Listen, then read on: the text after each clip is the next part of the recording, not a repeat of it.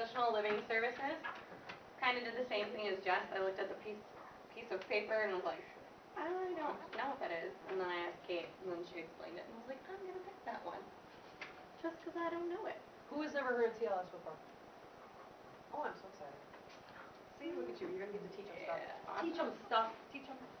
So, their TLS has two placements. I say that later, but I just put the Milwaukee one, the address for Milwaukee, because we're in Milwaukee, we're not in Racine. So. Again. Oh, Okay. got this. I'm learning. Oh, do you have observers? Oh. Oops. Okay, I got Do we you. just need an observer Who for has Lauren or both? Oh. I know Lauren Well, needs one. I got you, Lauren. That's all right. No, don't worry about it. I was ignoring you until you pointed it out. Fine. Sorry, it bug me. We're good? Sarah, observe me. Okay. Okay. Got it? Perfect. So, dang, I was gonna say that TLS started in 1963, so last year they just had their 50th anniversary. When I looked up the staff, I didn't really do the same like Lauren where she listed all of them, because not many go with the deaf and hard of hearing program.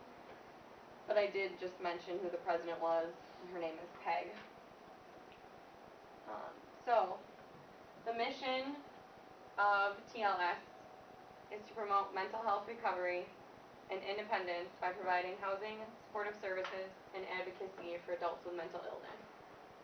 So pretty much they just deal with people who have mental illnesses, and they want them to be independent and accepted into the community.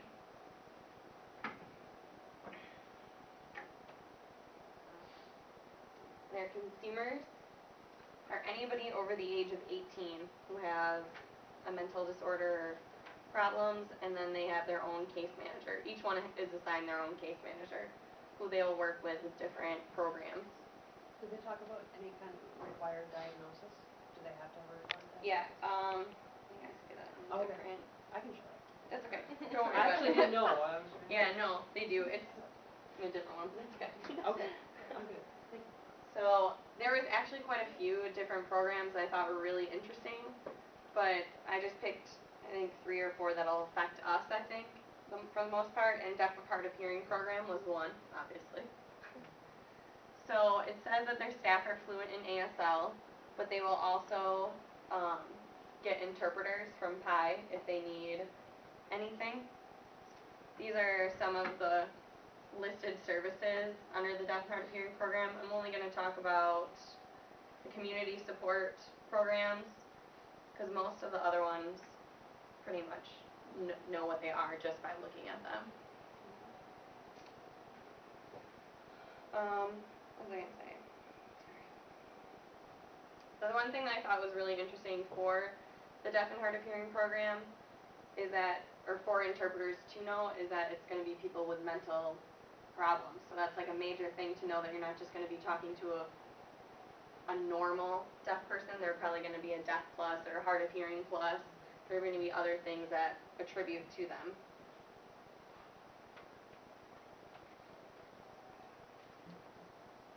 Okay. So one of the programs that they have is an outpatient clinic. I can't even talk. They have a psychiatrist who gives out meds. Will meet with the deaf person, analyze them, see what they need, and they'll give out meds. They have a psychotherapist who does therapeutic interaction with a professional and the deaf person. I didn't really know what that meant. I had to look it up. I was like, a psychotherapist? Just kind of sounded funny.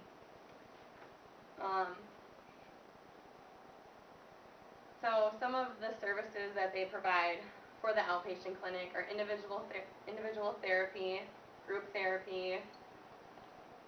In those therapies, well, the individual therapy, they'll talk about their illness, they'll talk about medications that they're on, anything that they'll need to know.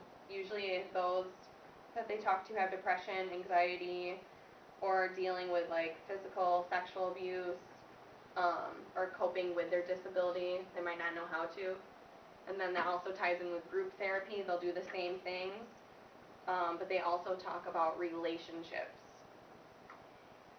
I thought the medication group was really good because they actually explain what the meds are and the side effects and how they help them, and they'll actually, like, tell them what they're taking it for.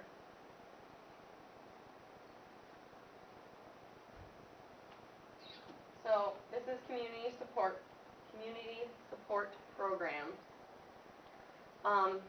You guys can read what the services are that's listed. It's long-term, but they're trying to transition them into becoming independent, and they'll meet weekly with their case manager. Also within them, they do legal assistance, housing assistance, treatment for alcohol and drug abuse, and medical treatment as well. For these programs, you have to be 18 or older, and then you have to live with a persistent mental illness. If you've been struggling it for 6 months, or if it's worse and you get hospitalized, or your symptoms just keep going downhill, then they'll refer you to the support programs. I have a question. Yeah, go for it. So, I don't know how to word this without it sounding stupid. That's okay. The case Like the manager, drugs. they meet weekly, so therefore, are there interpreters that are a part of this? Or do they have to hire a couple? I am not sure. Okay. I called them to try and talk to their deaf and hard of hearing program. The lady I talked to was having a crisis. She couldn't talk to me. She said a situation just came up and she couldn't talk to me. So when she gave me her email address, I tried to email her, and it came back as it's not her email address. And then, so I went back on the website and tried to find the actual website email just to ask general questions, and I emailed that, and that one didn't work. And so I Oh. kind of got a little mad, because I didn't want to, I felt like, almost like it was interrupting them when you called them, since she said that it's just like a crisis and it could pop up at any time. So I didn't call back again. Probably should have. But I can answer. Sure. They just hired, a deaf social worker, Oh, okay. or a deaf case manager. Okay. The previous one was Lee Skipowitz. You guys might know, she's a social worker, certified interpreter, who just left there after like 11 years. But they have a deaf case manager, who pretty much takes all of the deaf. Yeah. And she'll bring in, CDIs when necessary, but they usually don't bring in interpreters because she doesn't need them. I mean, unless they're gonna bring in like hearing people with, and then they'll bring a for the hearing person. Right. yeah, Okay. she just I answered. was just curious. Yeah. But that's very new. I mean, she's But been now- here less than 2 months. It's probably chaos. Yeah. And to just speak to their environment, they deal with the worst of the worst, the sickest of the sickest population. Yeah. Like these are people that if this place didn't exist, they would be institutions.